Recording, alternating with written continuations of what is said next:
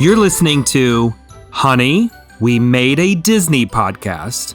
Two friends since first grade, now dads reliving the Disney movies we grew up on with our own kids. I'm Eddie Ferguson. And I'm JB Wagner. And on today's episode, we learn that curiosity killed the dog, not the cat, as we review Homeward Bound, The Incredible Journey.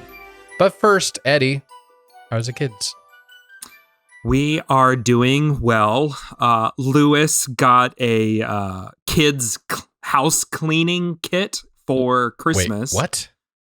Yes, Melissa and Doug have a kids toy cleaning kit with like a little spray bottle and a scrub brush and a fake cleaning stuff. And it comes in this little caddy. And so he, all 2-year-old of him is now marching around the house with this little caddy, and we put just a little bit of water in it, and he sprays things, and then he'll wipe it down, and then he pretends puts the cleaner on it and gets his scrub brush, and he cleans everything. And it was wonderful because when I came home from work today, I walked up to the house and I could see his just little head, just like his eyes at the window. And he's got a little squeegee. There was a squeegee in his kit. Stop. That's adorable. And he's trying to squeegee the window. That is adorable. We need evidence of this. So and there was a little bit of me like, okay, this is cute. This is adorable. But then also flash forward into the future of oh, this is what parents of older kids talk about, slave labor, right? Yes. Of okay, you have chores, you are going to do your part. I'm oh, I could see where this could be beneficial of very beneficial. they have to help out around the house. Whose idea was this kit? Did he see it in a magazine or on your phone? Magazines, what am I talking about? On your phone and just be like, I want that. Target, it was at Target. Well, we really like Melissa and Doug toys because they're just kind of fun and practical and, interesting. And I think we put it on a request list or whatever. He actually got the cleaning kit at a toy giveaway. Oh. Grandma's work does bring your kids or grandkids to meet Santa, and Santa just randomly gives away gifts. Oh, so it's a random gift that he got. This wasn't something you put on a list. Well, it was here are your options. Which one do you want to pick? And Sarah was I want the Melissa and Doug one. We've looked at this one before. So Sarah is the reason that instead of giving your boy child an assortment of outdoor gear and camping stuff and things like that, he got cleaning supplies. And he loves it. That's he is so proud of this. He's marching around the house with his little Once caddy. again, I need evidence of this. I will take a picture. Okay, thank you. I think I took one. I'm a little distraught that you didn't have that on the tip of your fingers or whatever, ready to go. Because you know how much we would just my wife especially would just ooh and ah over this insanity. So I have video that you can't see. Here he is. He's cleaning doing a good job the door. On the door. Oh, he's doing a good job. Yep, grabbing his rag. He's grabbing his rag. We're narrating this for our podcast listeners. He's surveying the area. And he goes over, got to pick up the squeegee. Oh, guys, got the squeegee. He's going to go. Look how clean that door is. That door is immaculate. So clean. It is beautiful. So you know what? So not just picture proof. I have video proof. The joke is on me because I didn't do this with my kids yet. Pure luck. Thank you, Santa Claus from Hendricks Regional Health. Sarah said it was a little creepy because Santa was wearing a mask. And he didn't actually go near Santa. Of course, he's 10 feet away. Was there a honey, I blew up the kid level plexiglass around Santa? Yes, and a giant bunny. Yeah. Oh, goodness. That is an amazing story. This is an important episode. We move into a new year. 1993. That's the theme song. 93 is an important year because it was the year that we first met. Was this first grade? We started first grade September of 1993. My family moved to town June of 1993. So the previous episodes didn't even happen, really.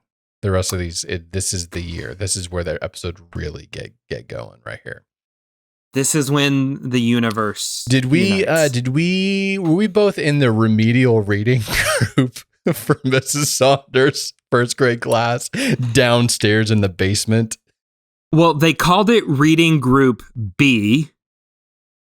There was Reading Group A, which got to meet in the classroom. And we were Reading in the Group basement. B literally was down in the basement, which we now lovingly call the dungeon, because the fire marshal has said it cannot be occupied. It can only be used as storage. And I have to go down there, to get storage or whatever. And I still have flashbacks. Yes. All I remember though is Mrs. Wilson would be he was like the cadet or the teacher's aide that would help us. And we got Starburst. Like, she knew we are the B group. But we did not get B candy. We got candy. Starburst. We got Starburst. And I'm still addicted to Starburst to this day. I can't read I can't read anything. I can't read worth a lick. I can't read worth a lick. So yes, it is 1993. I went through and found some happenings from this year for sports. Dallas Cowboys won a championship. Blue Jays won their second championship in a row. And the Bulls, this is the end of the first Michael Jordan trilogy, as he then goes off to play baseball and break everybody's hearts, except for Indiana native people who were glad to see him take a hiatus for a little bit. But that's the world of sports in 1993. Movies. Our top grossing movie of 1993 is Jurassic Park. There we go. Best film score ever, hands down. You can try and fight me on that and I will win. Oscar was given to Unforgiven. And is that best picture Oscar, right? Yeah. Yep. And then grossing song is Whitney Houston's I Will Always Love You. I'm not going to try to sing that. I'm not going to try that. You did a rousing rendition of it at your guys' wedding, and it was so beautiful. You did an amazing job. I did. That was I was a different man at that time. I did not have kids yet. They've taken it out of me. They've taken it out of you. This is also the first year we had the Got Milk ad, right? With the milk mustaches and all of that. That became really big.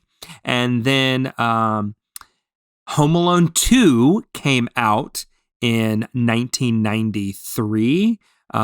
It actually rivaled our movie today, Homeward Bound. It created some problems for Disney. Yeah.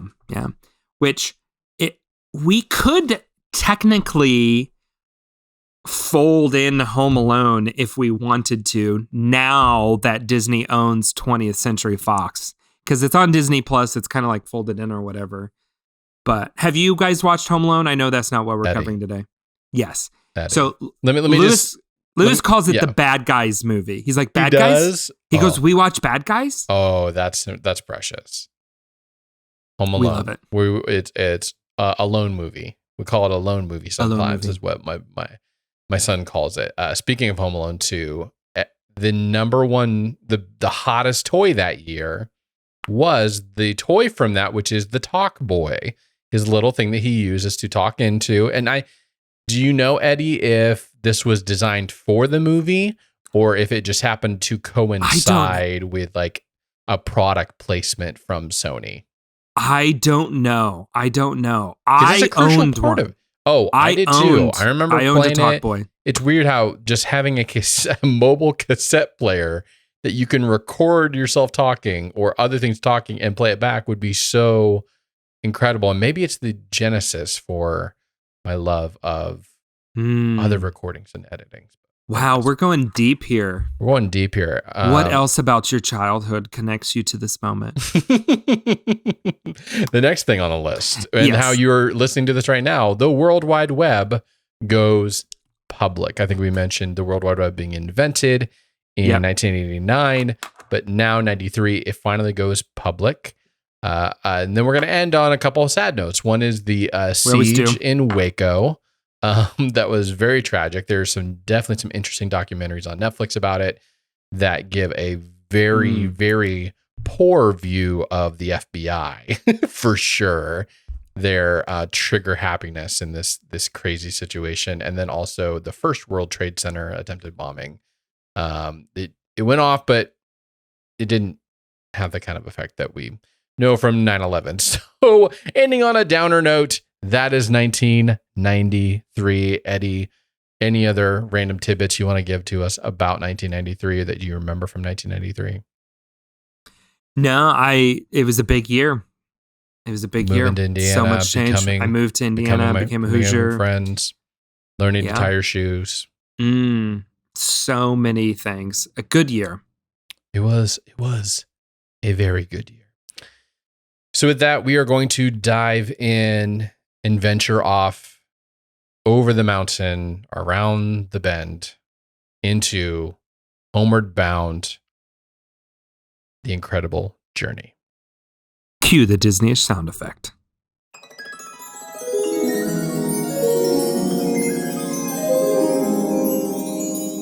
Okay. I'm tempted to do the wacky voice again for this, but I think I don't know that it's fully necessary for this IMDb description. So we're just going to go for it for this. So IMDb says for Homeward Bound, The Incredible Journey, a fun-loving American bulldog pup, hilarious, got a little bit in there, Himalayan cat, and a wise old golden retriever embark on a long trek through the rugged wilderness of the Sierra Nevada mountains in a quest to reach home and their beloved owners.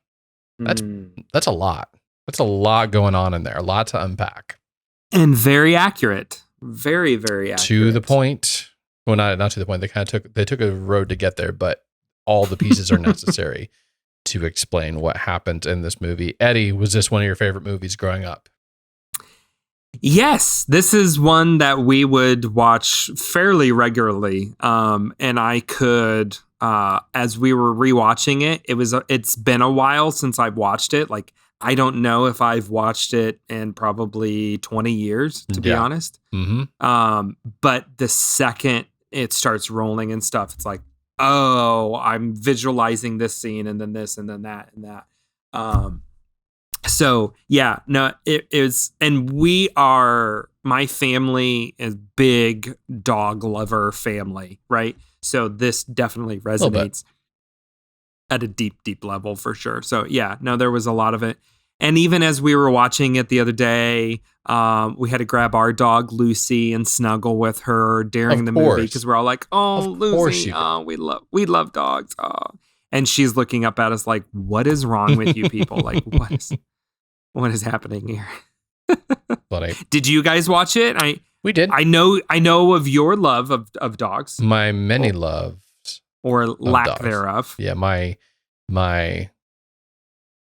putting up with animals is more like we inhabit the same air, and that is enough. I had fond memories of this before I rewatched it again. I think the memories of it. Did the watching of it disturb those memories? I think it did. we'll hold off on that. But the very first thing I thought of the moment it started was, is that Michael J. Fox? Immediately. And before I could even utter it out of my mouth, my wife goes, "That's Michael J. Fox." How long did it take you to realize that the cat is Sally Field? Oh, I didn't know that. Sassy Sally Fields. What? You didn't pick up on that? No, I missed that. She's not the first. She's not rolling off the tip of my tongue like Michael J. Fox is. He's got yeah. Distinct mannerisms. Eddie, what were some of your favorite memories favorite moments from this film, rewatching it, and you're like, "Oh, I missed that. I loved that moment." Well, I think like the whole scene of Chance and Shadow trying to get rid of the mountain lion. I just remember that as a kid, and just kind of like how cool that is, and the recall of the seesaw with Sassy earlier in the movie, like how fun that is. Did the seesaw maneuver part 2, does it hold up over time as an adult? Well, with the extremely lifelike mountain lion that falls into the water.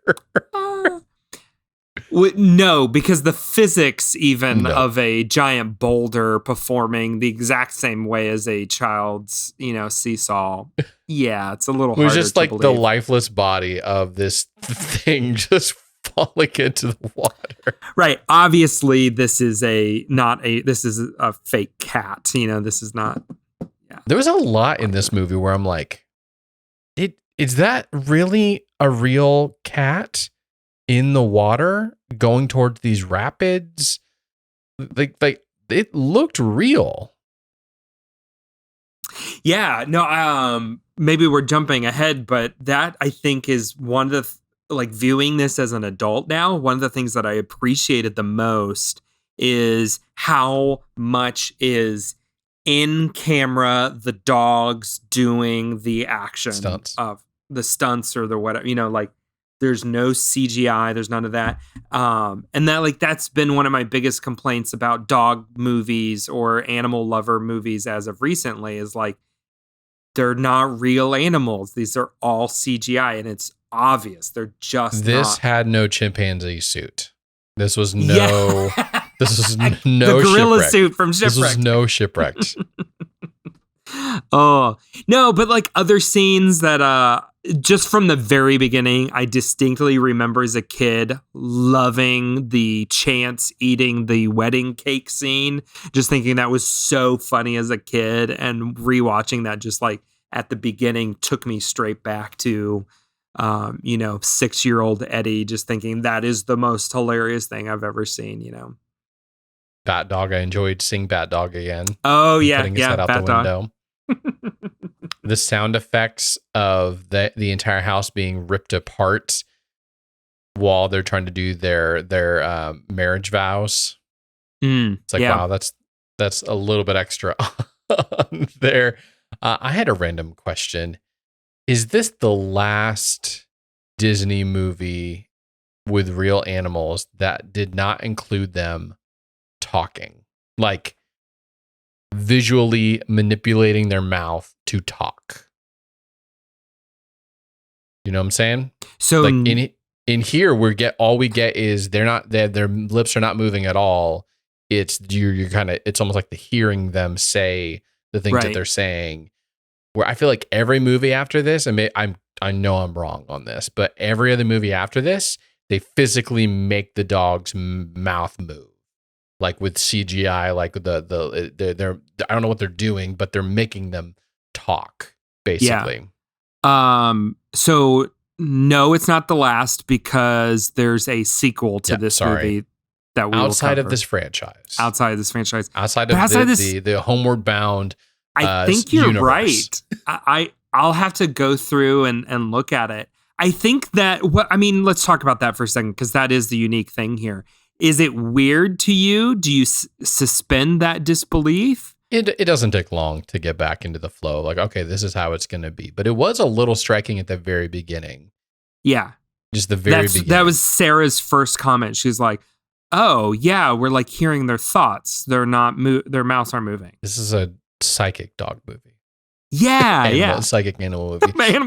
But not all the animals. It's just the cats and dogs, not the horses, not the chickens, not the Godzilla rooster, none of those, not the porcupine. We didn't get anything from the porcupine or the mountain lion. None of it. Just these three. Or the wolves. I got when I heard the wolves in the middle of the night, I was like, I'm ready. If this thing tries to attack a person, I can make sure listeners know wolves do not attack people. Yeah. But they might attack domesticated animals in the middle of the woods. Domesticated animals. Yeah. And hearing their voices, we talked about it earlier, but Chance being voiced by Michael J. Fox, Sassy being voiced by Sally Field, I think is wonderful. And then the guy who does Shadow just escaped me. What was his name? Don Amici. Don He was a Amici. very Don Amici. Amici, yeah. On the talk about talking, we've got Talk about talking. I was a little confused. They weren't very consistent with how much the animals could hear the dog, or like could hear the people, human beings, and understand them. Mostly it was in the case of like the humans are right there talking about how they're leaving the animals here and they're going to come pick them back up in a little bit. Like they're going to be gone for a little bit. They're literally inches away from the animals talking about it. Yeah. And then somehow the animals don't catch on at all. And then other times they talk. Is it a directly. comprehension issue, or is it a hearing issue? Well, it might be a hearing issue because when he says, "Hey, I want to talk to Shadow" on the phone, Shadow basically is like, "I don't know why they always do this. I don't know what they're saying," and he just barked a couple times. I'm like, "So wait, okay, so you don't get that, but sometimes you do." Can tell directly with someone said something. It's kind of all over the place on the physics of talking dogs and the people. So is this similar though to a toddler? Because there's times where like you talk to your toddler and it's like, I know you can hear me, but there's times when you can't hear me, like you're looking at me like you can't hear me right now.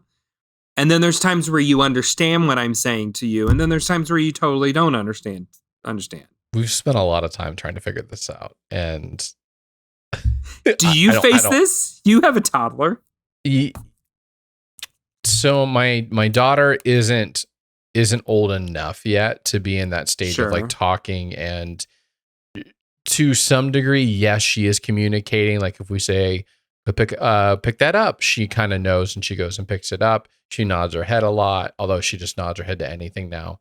If we say throw something in the trash, she understands that, or eat her food. But like, there's a lot of things she definitely does not understand and isn't picking up like what to do with what she's supposed to be doing or how she's supposed to respond or whatever. So maybe you are correct on that. Yeah, it was funny tonight. We had some people over, and when they first show up, Lewis acts like they just don't even exist. Like they're trying to talk to him, and he doesn't. He's just like act like I don't hear you. Like no, I don't nothing. Care. No, and he won't even say anything. 30 minutes into the meal, blah, blah, blah, blah, blah, blah, blah, interactive, oh, hey. Like totally. I'm like, what in the world? Like, what were you doing this whole time? Yeah. And I mean, that's very much kind of like what you're pointing at here in Homeward Bound. Like there's moments where, okay, you totally understand what they're saying and communicating to you in this moment, but in these moments you don't. And that's what kind of creates this confusion. And Gotcha. Yeah. I would say the overall for this film, why I said that I had fond memories before watching this film is because flippin' Shadow is the most. I thought it was going to be Chance. I got it mixed up in my head. I thought Chance was going to be the one that was going to annoy me so much, and he definitely has that really high energy, always getting into trouble kind of personality for the dog that it is. But flippin' Shadow kept on making the wrong decision as the leader of the pack. And it was infuriating. It was so annoying. Like, I know we talk about on other ones, what if their parents weren't dead? Really the question of like, how would the movie be different? How would this movie be different if Shadow just stayed put for 2 seconds? Because he's the one that's like, we gotta go. And Chance is the one that's like, no, let's not. And then he's also the one where it's like, oh, Peter is just over this hill, just happen to Just know over this. He's this right hill. over this hill, and they get to the top of it and it's like the entire Sierra Nevada mountain range, it's like, what in the world? Yeah. And then they keep trusting him here and there. And you're like, along the line, you would just realize, yeah, this guy's, Granted, we wouldn't have a movie without Shadow, bless his heart. But it's on another level. Like, you expect a wise old dog to be like, to know what's going on. And he's the most out of tune, out of touch of all three of these animals. And it's astounding to me at times, where I'm just so annoyed by Shadow. So yes, Shadow was one of the most frustrating parts of this film, the most frustrating part of this film, and it severely tainted my feelings about rewatching it. Not that I was that excited to watch a dog movie anyways. So yes. I think, though, one of my favorite parts of this movie that I totally forgot about is the scenery. Like, it is a beautiful movie. And so I was quickly Googling and trying to figure out some of the filming locations and where it all took place. Cause it was just wow, this is so beautiful. And vistas, they just took the time to show the vistas. Yeah. And I mean, that whole kind of Northern California, Sierra Nevadas is already just one of my favorite places to begin with. So to kind of watch a movie that's really almost serves as the villain of the movie to a certain degree, or the antagonist. Other than Shadow. It's just kind of fun. Shadow being other than Shadow. And the mountain lion and the porcupine. It just, that was one of my absolutely favorite parts of all of this, was just enjoying all of that. I was waiting for the porcupine the whole time. I remember that was definitely a big moment that I was waiting for the entire film, waiting for him to get him lodged in and then to get him pulled out and stuff. I remember that very visibly as a kid, reacting to that. I'm curious if you had this reaction, because Sarah and I both had a similar reaction after finishing this movie. For whatever reason, this movie kind of made us miss the 90s a little bit. How so? And I don't just kind of the family structure, and there was something about the old phone, the lack of constant communication, and just kind of how it forced the family together. You see a little bit more of the haircuts and the styles and stuff. It was just the strangest thing. We got kind of towards the end of the movie where the family's all together when the dogs come back, and we both just went, this kind of makes us miss the 90s a little bit. It just, and I know everybody looks back on their childhood and thinks something along these lines, or most people do, just wow, those were simpler times. Those were just kind of easier times. Maybe that's 2020 speaking there, but we just kind of both looked at it and went oh, wow, the 90s, they just seemed so much simpler and easier. I'm glad you got to have your moment. We did. We also had a really strong moment with the girl that was missing, that the dog saved her life. A sweet little moment in the middle of all of that. Because we recently had a 12-minute moment of where's Lewis? And do you get some flashbacks? We had little flashbacks, little teary-eyed of okay, yeah, we can resonate with those parents. I will admit, Eddie, that definitely the hardest or not the hardest moment, but the most emotional moment for me was when Shadow falls into the pit. Oh yeah, quits. the muddy pit where he can't get out of there. I felt it. I felt some, I think they're called emotions for animals, some sympathy for animals in that moment. It's a weird feeling. I don't care to feel it all the time, but when I do feel it, I felt it. It was such an odd moment, though. I actually went back and tried to track down some of the quotes in all of this because I couldn't get them down fast enough. And Shadow just all of a sudden is just gives up, loses his will to live, boom, all of a sudden. And Shadow says, I have nothing more to give, Chance. It's time for you to be on your own. And Chance says, "But I want you with me. I love you, Shadow." And it's just like, yes, it is a little bit of a heart-wrenching, but it's also like, you've come so far, like out of nowhere, and it's just like mud pit. Yeah, I'm just gonna die. I give up. I'm just going to die. Like you just try and get out of it twice, and then that's it. Like you totally. And then Shadow says, "You think it's easy for me to admit that I can't do it? I'm too old." And Chance says, "That's not true. There's nothing you can't do." That's stellar writing. That's some Yeah. symbolism. Chance follows up by saying, "You pushed me this far. Now I'm pushing you the rest of the way," which is a very much reminiscent of like, I may not be able to carry it for you, but I can carry you. There's your Lord of the Rings reference for Yes. days. We haven't found a West Wing reference yet, but we will find one, I'm sure, at the end of this. That should be one of the segments we do. How does this thing connect? How is this 7 levels of Kevin Bacon to the West Wing, or one level to the West Wing? And I don't have it. I'll have to think about it. I usually do.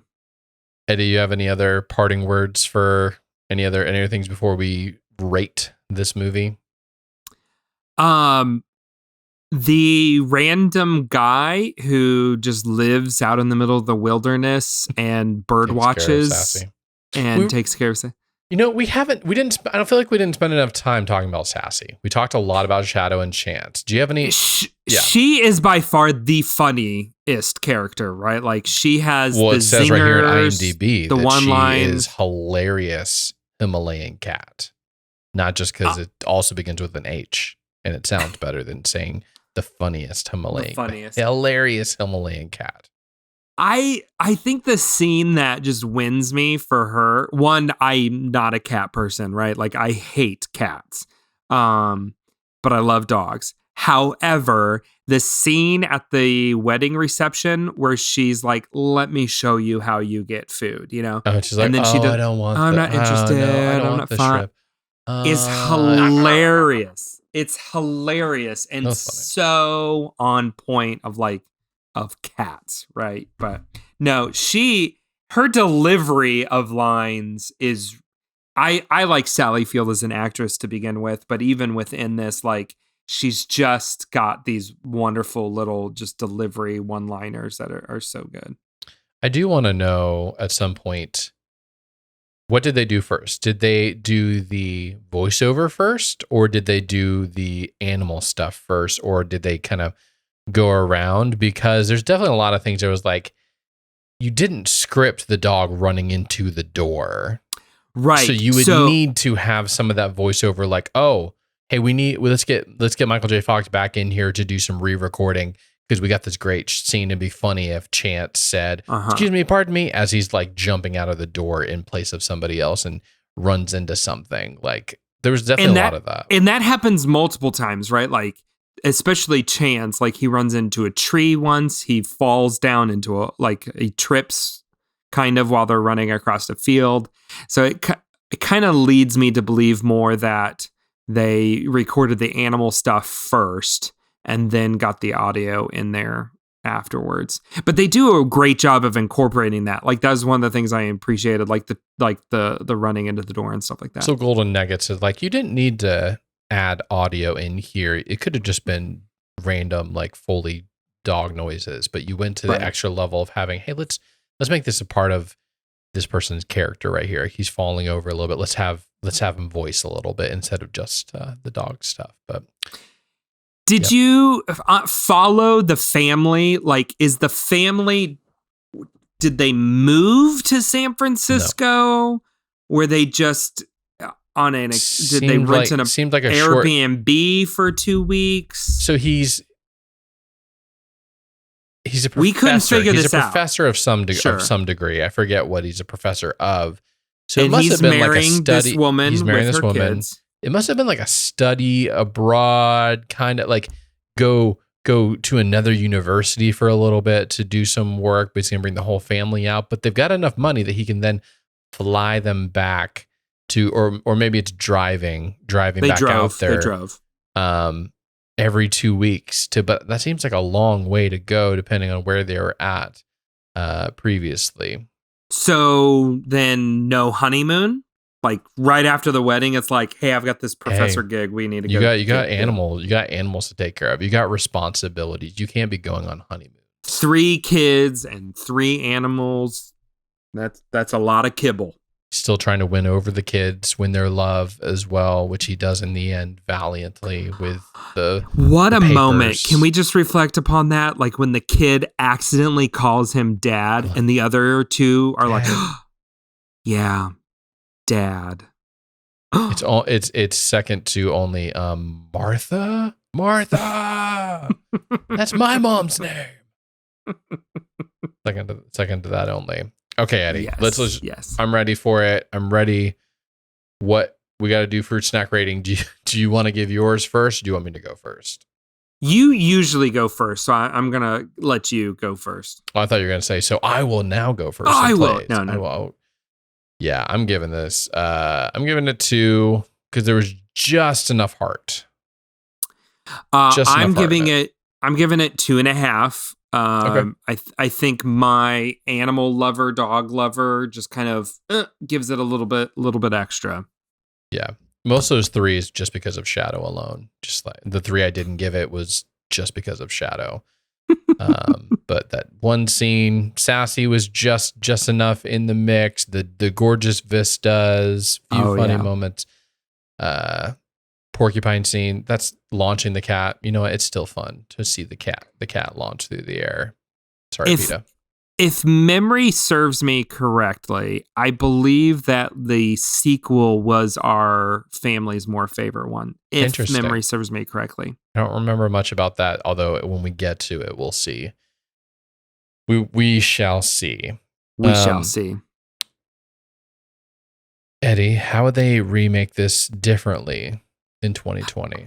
They would literally talk out loud. Their mouths would move. Their mouths would move and everything. And these would be CG animals. A lot more CG.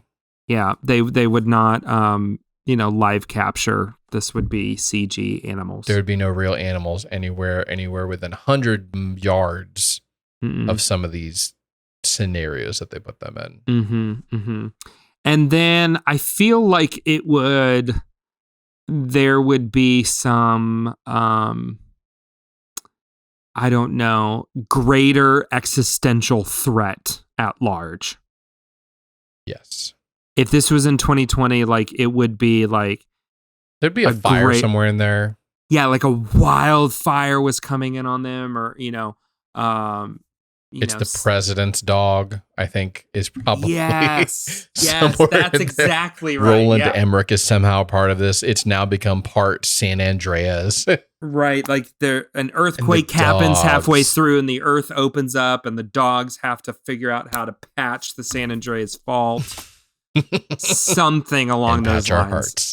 And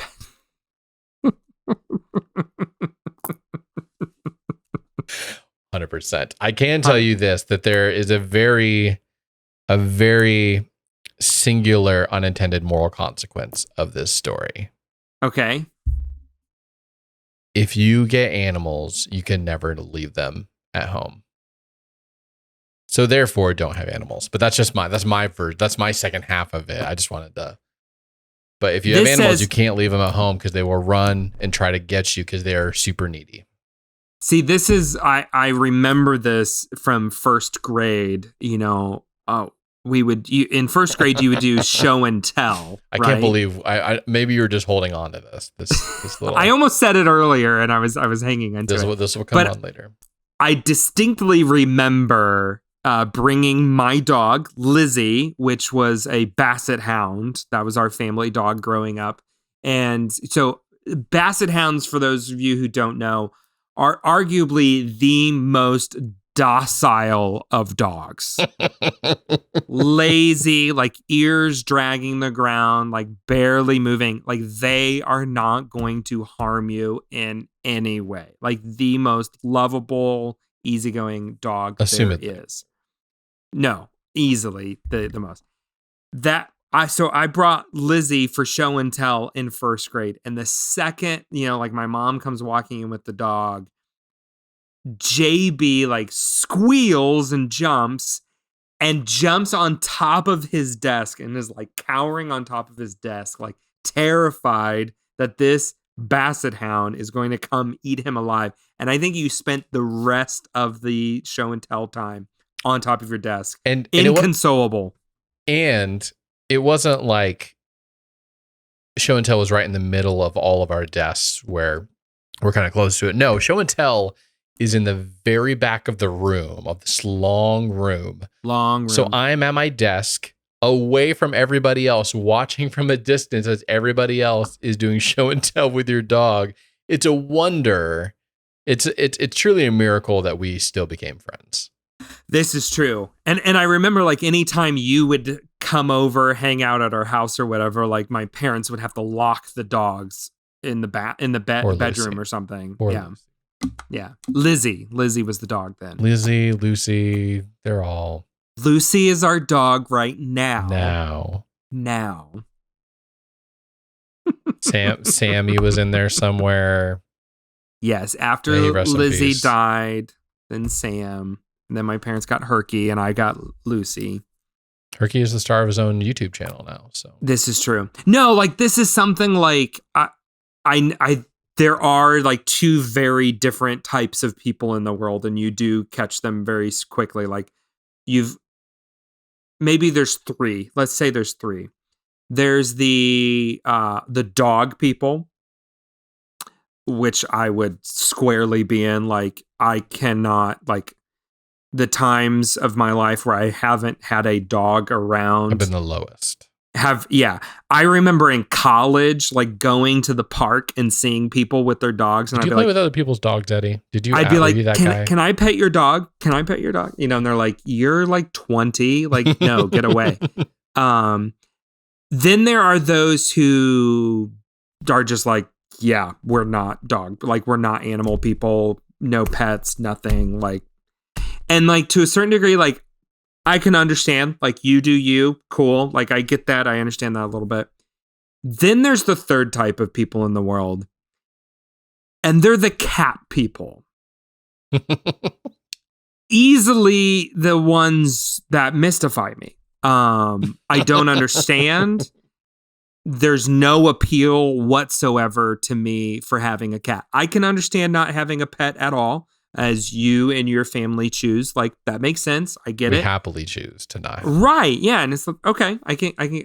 A cat though? Like, what's the point? What is the point of a cat? There is none. You like animals, but you don't want them to be needy. You get a cat. But like not even present. And like, yeah, like if you want an animal, you want the companionship, you want like and then the cat doesn't. I don't get it. Yeah, I could say crueler things there, but we would get emails from the three people who listen to us. Well, that is also my dad tip for today is be careful about ever getting animals, because they come with a ton of responsibilities, and they will maybe even try to come after you to try to get back with you, even if you just go to the store. So be careful. My dad tip is have a dog, get a dog. They are the best members of the family to like one of Lewis's first chores was to feed the dog. Like, he loves taking care of Lucy. Like, it helps teach responsibility, but also there's that love and that companionship. Like, Lucy is so protective of the kids. Like, it's also good just kind of have that like extra layer of protection there. Like, we really love that. But then just like there's so much fun and companionship and the love. Like, what is being described in this movie? Oh, don't yawn at me. If I could reach through this screen. No, that perfectly demonstrates this. So, like, anytime we are sick or there's something wrong, like, Lucy knows and is like right there by us and is like there to comfort us. And what is crazy She has known before Sarah or I when Sarah is about to go into labor. Like it's actually, we know, oh, something's happening because Lucy just changes her temperament. Like somehow she's known both times. And something happened this time when Ellie was born. We took Lucy to my parents' house, like right in the middle, like, oh, Sarah's like, boom, gone into active labor. And my parents came and took the dog. And my parents said, like, for the next few days, like, she was like whimpering and crying. Like she was walking around their house trying to find us because she knew something was going on and something was happening. And we were, home from the hospital, and we were like, we're going to wait a couple of days before she comes, just as we're trying to get comfortable things. And my parents actually were like, actually, we think you need to come get her right away. Like she won't stop looking for you around the house. And she's crying a lot. Like we actually think like she's going through a heartbreak or something's going on. And so like we went and we got Lucy, brought her home, and like, boom, she runs straight to Sarah. And just like needs to make sure Sarah was okay. And as soon as she saw that Sarah was fine, she was good. And like she went and she ate and she sat in her like little comfy dog bed or whatever, and that was it. But she was like very adamant for like a week, like she needed to know that Sarah was okay. This has been A Dog's Tale with Eddie. Dogs are so amazing. Just companionship. You know what's amazing? It's how many episodes we have done, Eddie, of this podcast. We have just completed number... I already forgot the number. I have to scroll back up. Number 16. This is our 16th episode. And so we are so thankful for all the listeners that have been listening to this. All these episodes as we go from 1988 to 2005, all the Disney movies that we grew up with. Eddie, what is going to be our poll question this week for our listeners? If you had to adopt just one of the three pets, which would it be? Would you adopt Shadow, Chance, or Sassy? You're noticing we're not giving you a fourth option, JB. No porcupine. No porcupine in this. Shadow, Chance, or Sassy. Who would you pick? Probably not Sassy. Shadow. Probably Sassy. I can't. Okay. I mean, I don't have time for Chance. Shadow has made too many mistakes. There's no going back, so it's got to be Sassy for me. I've always had a place for golden retrievers, so I think I would actually pick Shadow. Good for you, man. Good for you. You can answer this poll question and all of our poll questions at honeywemade.com/listener. You can also, if you go to honeywemade.com/movies, you can see our full list of movies that we've already done, all 16 episodes that we've already done, plus all the many, over 100 movies that we're going to be covering as we walk from 1988 all the way through 2005. All the movies we grew up on. So you can kind of see when the next ones are coming. And speaking of the next one, we are going to be doing The Adventures of Huck Finn. Yes. Starring, there's our Lord of the Rings reference. Another one. Second one. Starring Elijah Wood. Elijah Wood, I believe this was his coming out party, so... It's not his film debut. Well, okay, then never mind. Never mind. Do you know what his film debut was? Obviously not, because I thought this one was. Oh, no. It's Back to the Future, too. Oh. You're right. Gotcha. Yep. He makes a... Well, thanks for doing this, Eddie. I got to go because I got to go not take care of animals right now. I got to do whatever I want to because my kids are in bed and I don't have to take care of an animal right now. I'm going to go give my dog a hug because that's what we do. You do that. Thanks for listening.